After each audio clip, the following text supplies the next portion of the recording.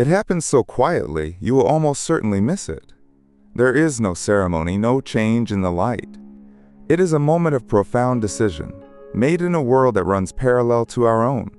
A wild creature, governed by a calculus of risk and instinct we can barely comprehend, ceases to be a visitor. It decides that this place, your yard, is home. But what does that even mean for a being of feather and air? It is not a decision made of sentiment. It is a conclusion, reached after a period of intense and silent research. Long before a single twig is gathered, the bird has been studying your world. It is a map of resources, and the bird is its most diligent surveyor. The first item on the checklist is food. Not just the convenience of a feeder, but the promise of sustained life, the seeds in their husks, the suet in its cage. But more deeply, it is looking for the signals of a healthy landscape. It is looking for the native plants that host the native insects, the caterpillars, the spiders, the soft-bodied larvae that are the only viable food for a nest full of hungry young. A flowering dogwood is not just a beautiful tree, it is a pantry. A holly thicket is not just for winter color, it is a larder, teeming with life. Next, it seeks water, a reliable source to drink and to bathe, to clean feathers essential for flight and insulation. A pristine bird bath, a small pond, or even just the steady drip from a leaky spigot can be enough to mark this territory as viable. Water is a magnet for life, and the bird knows this. And finally, most critically, it seeks cover. Safety is the currency of the wild. Your yard is judged by its layers. Is there a high canopy of mature trees for surveying the territory? Is there a mid-level of dense shrubs and understory, a place to disappear from the searching eyes of a hawk? Is there low ground cover to forage in, shielded from above? A manicured, open lawn is a desert. A yard of varied heights and textures is a sanctuary. It offers escape routes, sheltered perches, and hidden locations for the most precious thing of all, a nest. When spring arrives, the process accelerates. For many migratory species, the males arrive first, weary from a journey of 1,000 miles or more. They are driven by an ancient imperative to claim the best ground. You will hear it before you see it. The song, broadcast from the highest branch at the edge of dawn. It is a declaration. We hear a melody, other birds hear an unmistakable message. This place is taken. Keep out. The singer will patrol the boundaries of its chosen space, your fence line, your rooftop, your tallest trees, defending this invisible kingdom with tireless vigilance. Then, the decision becomes a collaboration. A female arrives, or a pair that has been assessing the area together, moves to the final stage of inspection. This is the moment. You may see a Carolina wren, or a chickadee, a tiny bundle of energy, land on a nest box you placed months ago.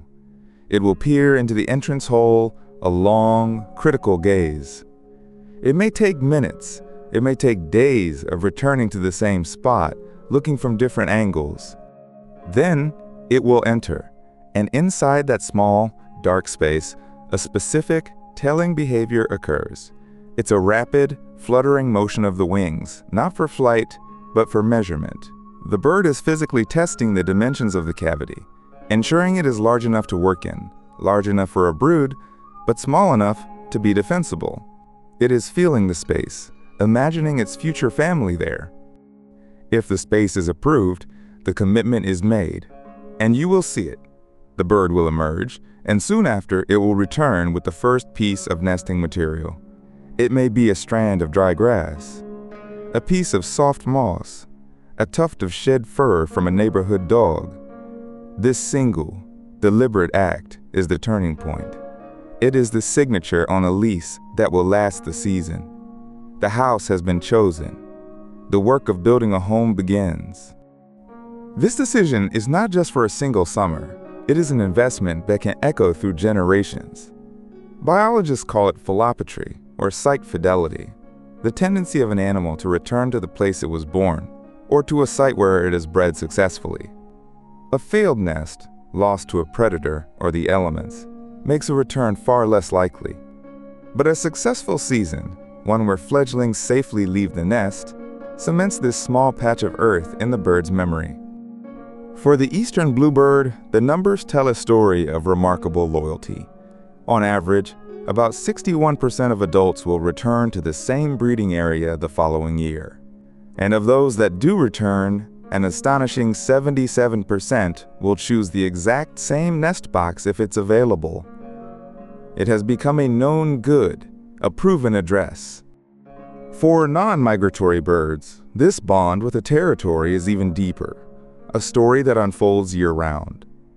The northern cardinal pair you see in winter may very well be the same pair you see in summer. With an annual survival rate of around 60 to 65%, these birds often hold the same territory for their entire adult lives, a constant, vivid presence. The tiny Carolina wren, which seems too fragile for the cold, forms a long-term pair bond and defends its chosen territory through every season. And the black-capped chickadee, a bird of relentless curiosity and surprising resilience, has an annual survival rate of about 56%. The familiar face at your feeder today is, more likely than not, the same one you saw last year. It knows you. It knows this place. Over time, as a bird transitions from a transient visitor to a full-time resident, its behavior will change in subtle but observable ways. You can learn to read this quiet shift in confidence. Think of the cautious cardinal that used to arrive like a nervous guest, landing on a distant branch, scanning for minutes before daring to approach the feeder. Now, watch it. It flies directly in, landing with an assurance that says, "This is my table."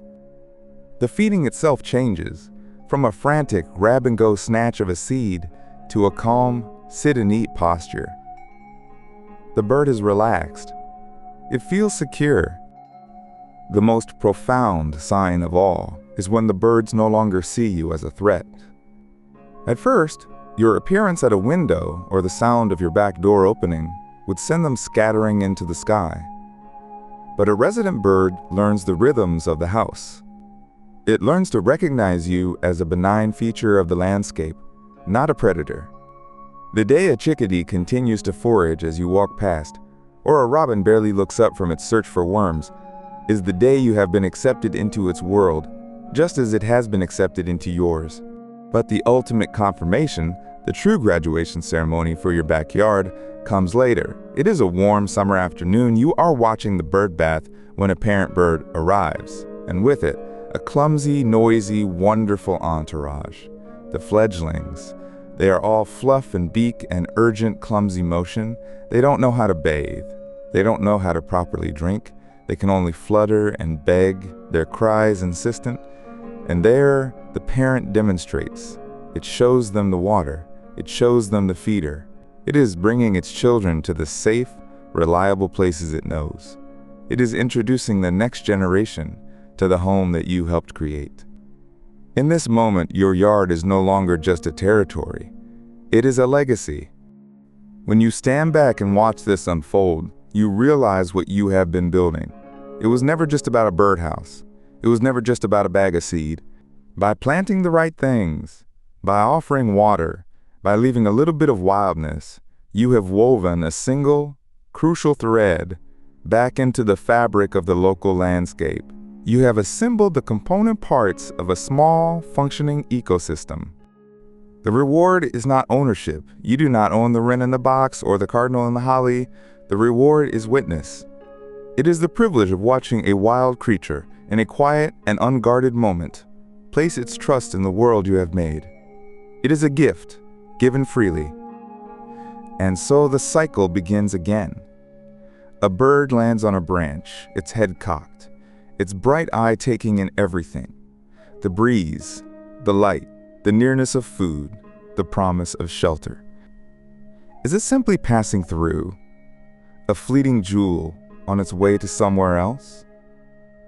Or is it taking the first measure of a place it might, one day, call home?